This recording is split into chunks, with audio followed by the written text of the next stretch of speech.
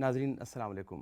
کسی اور زمانے کے خواب میں آپ سب کو خوش آمدید۔ جہاں تک پاکستان کے قیام کا تعلق ہے تو اس سے پہلے ہم یہ بات کر چکے ہیں کہ یہ ایک نظریے کے اوپر بننے والی ریاست تھی، لیکن یہ ریاست اور یہ نظریہ مختلف تاریخی ادوار میں کن کن مراحل سے گزرا اور خاص طور پر اپنے آخری چند سالوں میں اس نظریے کا ارتقائی عمل کس طرح سے وقوع پذیر ہوا۔ آج کے پروگرام میں اسی حوالے سے بات کریں گے۔ ہمارے ساتھ موجود ہیں ظفر اللہ خان صاحب۔ ظفر اللہ خان صاحب پروگرام میں خوش آمدید۔ Thank you. ظفر اللہ خان صاحب، ہم نے بڑی تفصیل سے نظریہ پاکستان کا جو ارتقائی سفر ہے اس کے اوپر بات کی ہے، اور ہم قریب ہو رہے ہیں نظریہ پاکستان کو اس کی جو ایک عملی شکل ہے جو کہ پاکستان کی صورت میں ظاہر ہونے والی ہے تاریخی اعتبار سے، جس زمانے کی ہم بات کر رہے ہیں۔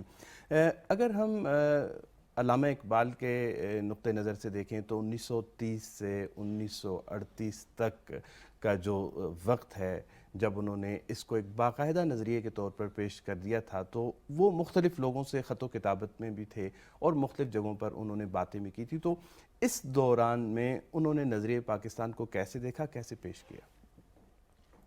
بسم اللہ الرحمن الرحیم۔ ہم نے پورا ایک پروگرام اس پہ کیا کہ حضرت علامہ اقبال نے جب 1930 میں یہ خطبہ الہٰباد دیا، جس میں انہوں نے کہا کہ مجھے لگتا ہے کہ ہندوستان کے مسلمانوں کا فائنل ڈیسٹنی، آخری قسمت یہی ہے کہ وہ الگ بنیں گے، الگ مملکت بنائیں گے، اور جس میں اپنی تہذیب کی وہ ایک علامت کے طور پر ابھریں گے اور اس کو ایک عملی شکل دیں گے۔ اس دوران وہ کئی کام کرتے رہے۔ ایک تو یقیناً حضرت ایک جو تھے قائد اعظم، کچھ عرصہ مایوس بھی ہوئے، انگلینڈ میں چلے گئے، تو آپ کی ان سے خط و کتابت رہی، اقبال کی قائد اعظم سے، جس میں جہاں وہ پولیٹیکل چیزیں ہوتی تھی، خالص پولیٹیکل، وہاں صاف ظاہر ہے کہ اگلی جو ریاست ایک بننے والی ہے جس کا خواب دیکھا جا رہا ہے، تو اس کی کیا خد و خال ہوں گے۔ آخر دستور تو بنتا ہے نا، اس کے اندر تھیوریٹیکل فریم ورک ضروری، اس کے بغیر تو ریاست چلتی نہیں۔ جدید کوئی ریاست عمرانی معاہدے کے بغیر نہیں چلتی۔ عمرانی معاہدے کو ہم دستور کہتے ہیں، کانسٹیٹیوشن کہتے ہیں، آئین کہتے ہیں۔ یہ پرانا زمانہ تو نہیں ہے نا کہ بندوق کے زور پہ آ کے بیٹھ گئے۔ اقبال اور قائد اعظم تو وہ دستوری لوگ تھے، وہ تو پڑھے لکھے لوگ تھے، مشرق و مغرب کے علوم کا ان کو پتہ تھا، تجربے کا ہی پتہ تھا، اور اس لیے خاص دستوری طریقے سے جدوجہد بھی کر رہے تھے ایک فریم ورک کے ذریعے۔ صحیح۔ تو حضرت اقبال نے اس سلسلے میں ایک تو خود کچھ لیکچرز دیے بہت سارے، کچھ انہوں نے لوگوں کو خطوط لکھے، قائد اعظم سے ملتے بھی رہے، ان کو خطوط بھی لکھتے رہے۔ میں اور ایک خاص آدمی کی ڈیوٹی بھی لگائی کہ آپ اس خاص موضوع پہ لکھیں۔ میں ابھی باری باری عرض کر دیتا ہوں مختصر۔ بالکل صحیح۔ اقبال کا عمومی ویو دو تھے۔ ایک یہ تھا کہ مسلمان پوری دنیا میں اور خاص طور پہ ہندوستان میں گرے پٹے ہوئے ہیں، لٹے پٹے ہوئے ہیں، فکری لحاظ سے لٹے پٹے ہیں، جی بالکل۔ عملی لحاظ سے امت کے زوال کا موضوع بہت ان کے ہاں درد کے ساتھ ہے۔ بالکل۔ حضور سے بھی اسی کی شکایت کرتے ہیں، روتے بھی ہیں، مسلمانوں کو وہ تحریک بھی دیتے ہیں۔ تو وہ لیکچر بھی انہوں نے بہت سارے کچھ دیے، کچھ بعد میں چھپ گئے، وہ ریکنسٹرکشنز آف ریلیجیس تھاٹ ان اسلام کے نام سے۔ اس کا جو ایک خطبہ ہے جس میں وہ بات کرتے ہیں the spirit of movement in Islam, کہ اسلامی تاریخ میں، اسلامی تہذیب میں حرکت کا اصول کیسے ہوتا ہے، اس میں وہ آگے جا کے اس پہ شدید بحث کرتے ہیں۔ وہ کہتے ہیں ہمیں اسلام کو، جو عملاً بعد میں پاکستان پہ وہی فارمولہ لگے گا، وہ کہتے ہیں کہ ہمیں ایسی کوئی ریاست نہیں چاہیے جس میں ایسے لوگوں کا تسلط ہو جن کا عوام سے کوئی تعلق نہیں۔ یعنی ڈیموکریسی۔ جی، وہ بار بار کہتے ہیں کہ ہمیں شورائیت چاہیے، ہمیں ڈیموکریسی چاہیے۔ انہوں نے ایک ٹرم ڈیولپ کی نئی، اسپرچول ڈیموکریسی، جی، روحانی جمہوریت۔ مراد کیا تھی؟ مراد یہ تھی کہ جب ہم آگے آئیں گے ذرا تفصیل سے جائیں گے، ابھی فی الحال ہم اس کو اختصار سے رکھتے ہیں اس موضوع کو۔ پولیٹیکل سائنس میں بنیادی قضیہ یہی ہے کہ مطلق العنان یا ساورن جسے ہم کہتے ہیں وہ کون ہے۔ جمہوریت کہتی ہے کہ انسان ہے، اسلام کہتا ہے کہ خدا ہے، اب دونوں کو ملانا تھا، جو قرارداد مقاصد میں شاید ہم نیکسٹ دیکھیں گے اس میں اس کو ملایا گیا۔ تو ایک تو ان کو اس کی فکر تھی، اس لیے انہوں نے ایک نئی ٹرم ڈیولپ کی کہ اسپرچول سائیڈ ہماری اسلام والی ہوگی اور جمہوریت جو ہے لوگوں کی رائے ہم لیں گے۔ ایک تو یہ تصور انہوں نے انٹروڈیوس کروایا، اور دوسرا وہ یہ کہتے رہے کہ اگر آپ یہ سمجھیں کہ ہماری جو ہماری پاس نظیریں ہیں، مثالیں ہیں کہ امویوں نے کیا، عباسیوں نے کیا کیا، حتیٰ کہ وہ کہتے ہیں کہ ان زمانوں میں عثمانیوں نے کیا وہ کہتے ہیں ہمارے لیے معیار نہیں ہے۔ انہوں نے لوگوں کو سبجوگیٹ کیا ہوا تھا، غلام بنایا ہوا تھا، انہوں نے ان کی آزادی سلب کی ہوئی تھی۔ ہم اپنے آنے والے زمانے میں ایسا اسلام نہیں چاہتے، اور یہ عمومی تصور کے بالکل برخلاف تھا۔ جی ہم نہیں چاہتے، ہم یہ چاہتے ہیں کہ ہمارے لوگ آزاد ہوں گے، تھیوکریسی سے بھی آزاد ہوں گے، امپیریلزم سے بھی آزاد ہوں گے، اور مذہب کی وہ تعبیر جو یہ کہتی ہے کہ حکمران خدا کے نمائندے ہیں، بار بار کہتے ہیں کہ اسلام میں ہے ہی نہیں، اسلام میں عام شخص کے برابر ہے۔ ایک تو اس پہ وہ بہت زور دیتے تھے۔ دوسرا انہوں نے خاص طور پہ ایک جرمن مفکر تھے جو مسلمان ہوئے، ان کا اصل نام لیوپولڈ ویس تھا اور محمد اسد، جن کو ہم لوگ پیار سے علامہ محمد اسد کہتے ہیں۔ وہ ہندوستان آ گئے تھے تو اقبال نے ان کو مجبور کیا کہ آپ یہیں رہ جائیں۔ اقبال کی حیات کے زمانے میں آ گئے تھے، وہ بعد میں رہے، پاکستان کے شہری بھی بنے۔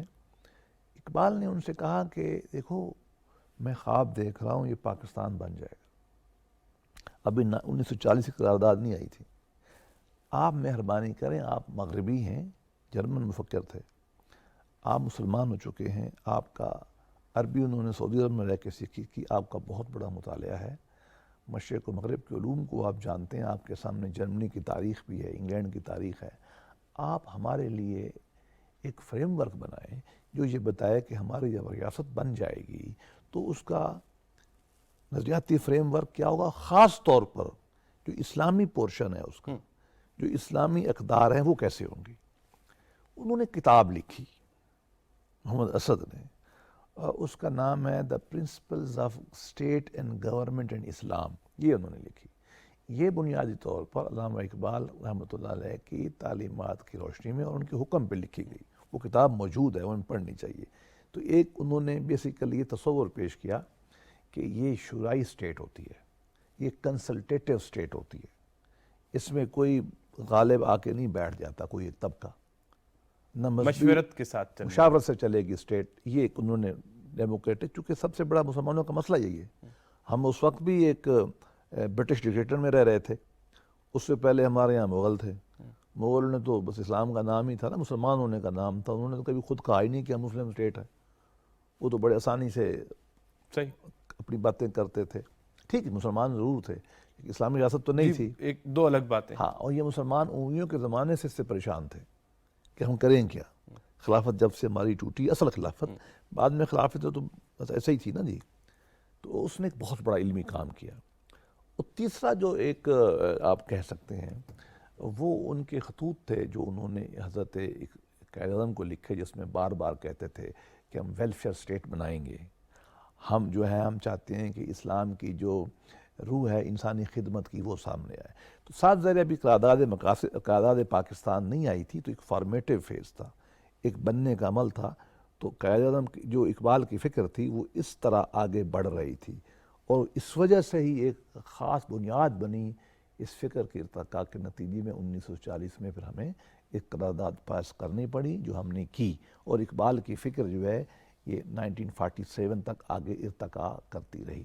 اچھا، علامہ اقبال کا انتقال ہو گیا 1938 میں، اور اس کے بعد اب دونوں ذمہ داریاں، نظریاتی بھی اور عملی سیاست کی، دونوں قائد اعظم کے اوپر آ گئیں۔ قائد اعظم نے اس دوران میں اپنی تقاریر میں اور اپنے خطبات میں نظریہ پاکستان کے حوالے سے کیا کچھ کہا؟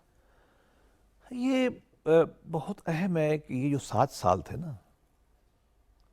اقبال فوت ہو چکے تھے جیسا آپ نے کہا، اور حضرت علامہ اقبال کو عام طور پر پورے پاکستان کے لوگ، ہندوستان کے لوگ، اور ایون قائد اعظم یہ سمجھتے تھے کہ ہمارا تھیوریٹیشن فلاسفر یہی ہے، بس سب مانتے تھے. کتاب میں مطلب جناح صاحب خود کہتے تھے اس بات کو.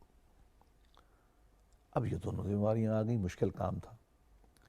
انہوں نے صاحب ذرے اب مسلمانوں کو تیار کرنا تھا. نظریہ ہم نے دے دیا یہ پاکستان بنانا ہے، اب کیسا پاکستان ہوگا بتانا پڑتا ہے نا. لیڈر کا کام ہوتا ہے کہ تقاریر، اسٹیٹمنٹ، آرٹیکل لکھے گا، منشور دے گا، مسلم لیگ کا منشور بھی ہوگا. اب اس 7 سال میں جب ہم ایک تنقیدی جائزہ لیتے ہیں نا تو ہمیں کچھ خد و خال نظر آتے ہیں جو پھر بعد میں نظریہ پاکستان کی بنیاد بنی. صحیح. اور خاص طور پر نظریہ پاکستان کا آپ کو پتہ ہے ہمارے ذہن میں پس منظر میں ایک اسلامی اس کی پروویژنز ہیں، اس لیے ہم اس پہ زیادہ فوکس کر رہے ہیں چونکہ وہ جھگڑے کی بنیاد بعد میں ہوئی آگے بنی. آپ 2-3 باتیں کرتے تھے.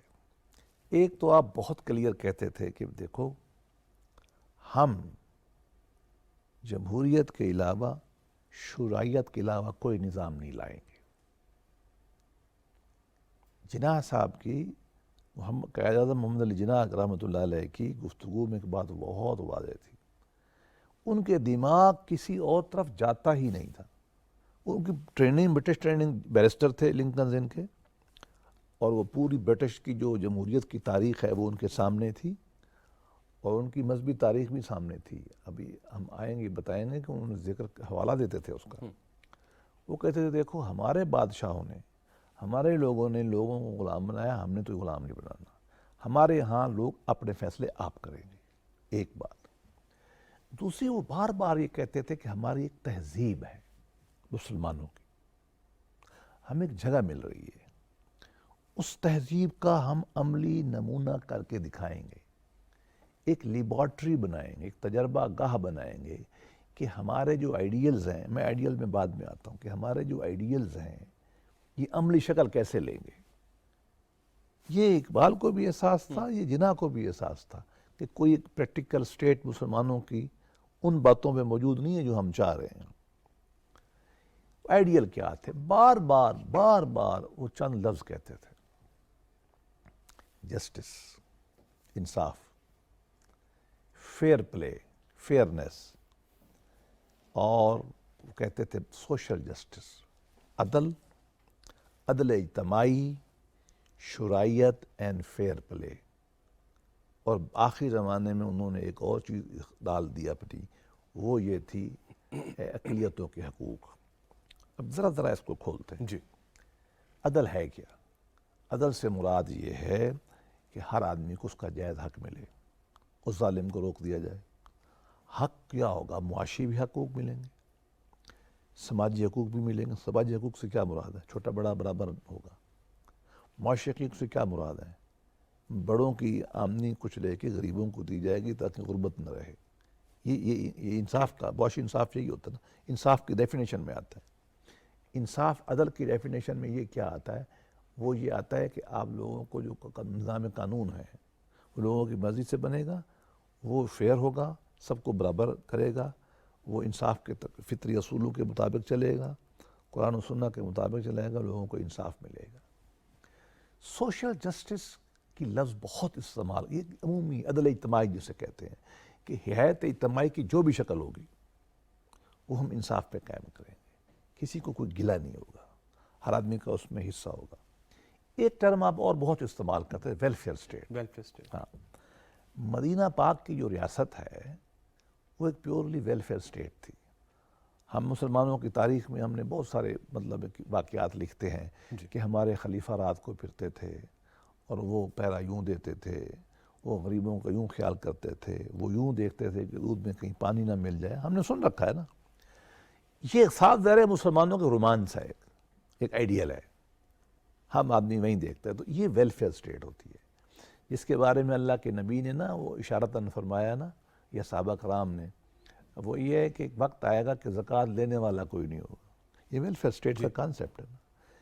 ایک عورت چلے گی زیوروں سمیت اکیلی فلاں جگہ سے فلاں جگہ تک جائے گی، اس کی عزت محفوظ رہے گی، خوف کی بلا خوف ہوگی. اب یہ جہاں ویلفیئر اسٹیٹ آتی ہے، جہاں عدل آتا ہے، اس کا انجام یہ ہوتا ہے کہ لوگوں میں خوف نہیں آتا، انگزائٹی نہیں ہوتی. وہ خاتون کا مثال دینا نا، عرب معاشرے میں خاتون تو ویسے پیچھے تھی، کہ ایسی اسلام کی شکل بنے گی. ارلی پیریڈ میں ہمارے بزرگوں نے یہ فرمایا کہ خواتین اگر ایک شہر سے دوسرے شہر میں اکیلی جاتی ہیں، چاہے ان کے پاس زیورات بھی ہیں، تو ان کی عزت اور معاش محفوظ رہے گی. یہ ایک آئیڈیل ہمارے ذہنوں میں تھے. عدل کا تصور بار بار وہ کہتے تھے. فیئرنس انگریزی زبان کا ایک بہت اہم لفظ ہے. صحیح کوئی گڑبڑ نہیں کرنی. یہ اینڈ سوشل عدل اجتماعی، سوشل جسٹس، اور فلاحی ریاست، شورائی ریاست، اور آخر میں آپ نے جو بہت زیادہ زور دیا، جو پہلی سپیچ ہے، تقریر ہے آپ کی، جو آپ نے دستور اسمبلی میں پیش کی، جی 1947، اس میں آپ نے پھر اس نقطے کو بہت کھولا. اس کی خاص وجہ تھی. تو یہ چیزیں تھیں جس کو آپ بار بار کہہ رہے تھے، اور ان تمام کا حوالہ وہ اسلام سے دیتے تھے. اچھا، آپ نے اشارہ کیا 11 اگست 1947 کی تقریر قائد اعظم کی، جس کو ایک بہت اہم ڈاکومنٹ بھی سمجھا جاتا ہے کہ قائد اعظم عملی طور پر کس طرح کا پاکستان دیکھ رہے تھے. گو کہ یہ باتیں وہ اس سے پہلے بھی کر چکے تھے، لیکن 11 اگست کو ایک اسمبلی کے سامنے اس طرح کی بات کرنا، اس کے معنی بہت مختلف ہو جاتے ہیں. ایک تو میں یہ جاننا چاہوں گا کہ اس تقریر میں آپ کے خیال میں جو اہم ترین نکات تھے وہ کیا ہیں؟ یہ بتانا ضروری ہے کہ یہ تقریر تھی کہاں. آپ نے بالکل اشارہ ٹھیک کر دیا. دیکھیے، ایک ہے موچی گیٹ، نشتر پارک، علامہ اقبال پارک میں تقریر کرنا، وہ اور چیز ہوتی ہے. اس کے الفاظ اور ہوتے ہیں، بالکل صحیح. اس کے سامعین اور ہوتے ہیں، ان کے مسائل اور ہوتے ہیں. ایک ہے پارلیمان کے اندر. یہ پارلیمان اس طرح نہیں تھی، یہ دستور ساز اسمبلی تھی کہ دستور بنانا تھا پاکستان کا، آئین ساز اسمبلی تھی. اس کو کانسٹیچوئنٹ اسمبلی کہتے ہیں، کانسٹیٹیوشن میکنگ باڈی تھی جس نے پاکستان کا پورا نظام بنانا تھا. یہ وہ تھی. اس کا اجلاس ہوا. انہوں نے قائد اعظم کو اپنا صدر چن لیا بالکل پریزائڈ کرنے کے لیے. انہوں نے وہ سپیچ کی کہ میرا ویژن کیا ہے پاکستان کے بارے میں، اور پھر یہ کہا کہ کریں گے آپ فیصلہ. صاحب ذرا وہ جمہوری ذہن کے آدمی تھے، اور ان کے سارے بڑے رفقا کار اس کے اندر تھے. وہ شروع یہاں سے کرتے ہیں مختصراً کہ وہ شکریہ ادا کرتے ہیں کہ جی آپ نے مجھے صدر چنا. آپ کے سامنے دو کام ہیں بڑے. ایک، آپ نے اس نئی مملکت کا جس کا جو ہے اعلان ہونا ہے، آپ نے اس کا ایک دستور بنانا ہے. آئین سازی کا. آئین ہوتا کیا ہے؟ آئین یہ بتاتا ہے کہ اس ملک کی انتظامیہ کیسے چلے گی، عدلیہ کیسے چلے گی، مقننہ جو ہے لیجسلیچر کیسے چلے گی، شہری کے اور ریاست کے حقوق آپس میں کیا ہوں گے. یہ سب سے بڑا بالکل سوال ہوتا ہے نا آئین کے اندر، باہمی تعلق کیا ہے؟ باہمی تعلق. یہ عمرانی معاہدہ ہے کہ ہم نے اپنا نظام چلانا کیسے.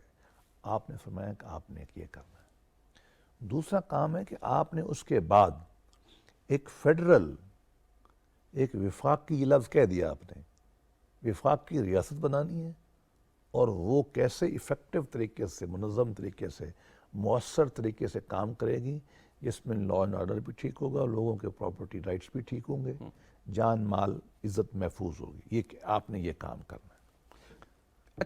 جی، یہ تقریر بہت حوالوں سے ایک سند کی حیثیت رکھتی ہے. اس تقریر میں آپ نے اقلیتوں کے حقوق کے بارے میں بھی بات کی. اس بات کو مد نظر رکھتے ہوئے کہ مسلمان خود ایک برصغیر میں اقلیت تھے اور اب وہ ایک اکثریتی ریاست تشکیل دینے جا رہے تھے. تقریر کا آدھا حصہ تو وہ ہے جو میں نے، تقریر زیادہ لمبی نہیں ہے جو آپ کو میں نے بتا دیا. اگلا آدھا حصہ، پورا آدھا یا شاید 4 آنے زیادہ، وہ اس سوال پر ہے. ان کو، آپ کو پتا تھا کہ ہم نے ہندوستان کے فریم ورک میں لوکل اٹانومی کی، خود مختاری کی اور اقلیتوں کے حقوق سے بحث شروع کی تھی. وہ ہوتے ہوتے آزادی پہ آ گئی. اب ہمیں پرابلم پر درپیش ہوگا کہ ہندو ہمارے ہاں بھی ہیں، مائنارٹیز، عیسائی ہمارے ہاں بھی ہیں، سکھ بھی تھے، بالکل ہے، پارسی اس وقت یہودی بھی تھے، بالکل ایسے یہ ہمارے ہاں بھی تھے. جی. اب ایک خاص ذہن مسلمانوں کا بن چکا تھا نا. اب آپ نے اس کو ایڈریس کرنا تھا. آپ نے آدھی تقریر اسی مسئلے پہ کی، اس میں آپ نے 3-4 باتیں کی جو بالکل ایک فطری سی باتیں تھیں. انہوں نے کہا کہ دیکھو ہم ہندوستان میں اقلیت تھے اور ہم ایک تحریک چلا رہے تھے. اب ہم پاکستان بنا رہے ہیں. وہ اب ہندو اقلیتیں ہمارے ساتھ، آپ نے نام بھی لیا کہ ہندو ہیں یہ. آپ نے پہلی مثال دی کہ اب ان کی حیثیت آپ کے ہاں ایسی ہی ہے، آپ کے اندر مختلف طبقات ہیں، ان کے ہندوؤں کے مختلف طبقات ہیں، تو وہ ایک کمیونٹی کی حیثیت سے آپ کے ساتھ رہیں گے. ایک دوسرا آپ نے یہ کہا کہ دیکھو یہ ہماری سیاسی بات تھی کہ ہندو الگ ہیں الگ ہیں. اب ایک پولیٹیکل انٹیٹی بن گئی ہے. اس کے اندر پولیٹیکل سینس میں، مذہبی سینس میں نہیں، پولیٹیکل مفہوم میں کوئی ہندو نہیں ہے، کوئی مسلمان نہیں ہے. ہر آدمی اپنی مرکز میں جا سکتا ہے، نماز پڑھ سکتا ہے جس مذہب کا ہے. شہری کی حیثیت سب برابر ہوں گے. صحیح. تیسری بات آپ نے یہ کہی کہ دیکھو انگلینڈ کے اندر ولایت میں یہ پروٹیسٹنٹ اور یہ کیتھولک، ان کا بہت جھگڑا رہا، بہت قتل و غارت رہی. ہم نے یہ کام نہیں کرنا، نہ ہندو مسلمان کے درمیان میں، نہ سنی شیعہ کے درمیان میں. شیعہ بھی تو یہاں آبادی تھی نا. ہم نے یہ کام نہیں کرنا. اگلی بات آپ نے کہی کہ دیکھو اس کا ایک ہی اصول ہے. اصول یہ ہے کہ انصاف اور فیئر پلے، یہ لفظ استعمال کیا آپ نے، justice and fair play, fairness. اس کے اوپر اگر آپ چلیں گے تو ہم رہیں گے. تو آج کے بعد انہوں نے فرمایا کہ ہمارے ہاں کوئی ہندو نہیں ہے سیاسی تناظر میں، کوئی عیسائی نہیں ہے، سب پاکستانی ہیں، سارے برابر ہیں. ہم نے مل کے رہنا ہے. ہم نے دنیا کے غلط تجربوں کو مثال نہیں بنانی ہے. ہم نے ایک ہی طرح رہ کے پاکستان کو آگے بڑھانا ہے. ریاست کا جو تصور اس وقت قائد اعظم نے پیش کیا، اس میں انہوں نے یہ بھی کہا کہ آپ کا جو مذہب ہے، آپ چاہیں تو آپ مندروں میں جائیں، جو چاہتا ہے اپنے مذہب کے مطابق عمل کرے. ریاست کا آپ کے مذہب سے کوئی لینا دینا نہیں ہوگا. اس جملے کو بہت مختلف انداز سے انٹرپریٹ کیا گیا ہے. آپ کے خیال میں اس جملے کا مطلب کیا بنتا ہے؟ دیکھیے یہ قانون کی یہ فلسفے میں ہم ایک لائن کو واحد جب تک اس کا تناظر نہ دیکھیں. آپ بار بار کہہ رہے تھے کہ اسلامی ریاست ہوگی، آپ بار بار کہہ رہے تھے کہ مسلم ویلفیئر اسٹیٹ ہوگا، ریاست مدینہ کا تجربہ کہہ رہے تھے آپ. اور یہاں آپ ایک پس منظر میں آ کے کہہ رہے تھے کہ اب ہندوستان نہیں ہے، پاکستان بن گیا، ہمارے یہاں اقلیتیں ہیں، تو یہ اقلیتیں پولیٹیکل سینس میں مٹ جائیں گی، گویا کہ سب شہری بن جائیں گے. اس سے مطلب دونوں کو اب ملا کے پڑھیں. آپ کا فرمان یہ تھا کہ ریاست تو اسلامی اصولوں کی بنیاد پہ بنے گی، لیکن وہ اسلامی اصول ایسے ہوں گے کہ جس میں لوگوں کو مکمل مذہبی آزادی اختیار حاصل ہوگی، چاہے اپنی عبادات کریں، چاہے اپنے قوانین بنائیں، اور ہم شہری کی حیثیت سے ہندو مسلمان کے حقوق برابر کریں گے. یہ دونوں باتیں ملا کے ہمیں پڑھنی چاہیے. وہ اشور کر رہے تھے اقلیتوں کو، اور ہمیں یہ بتا رہے تھے کہ ہندو مسلمان کا پاکستان کی ریاست میں کوئی فرق نہیں ہوگا. یعنی ریاست بحیثیت فرد جو ہے سب کو مساوی دیکھے گی. اور انصاف کے اصول پہ چلے گی.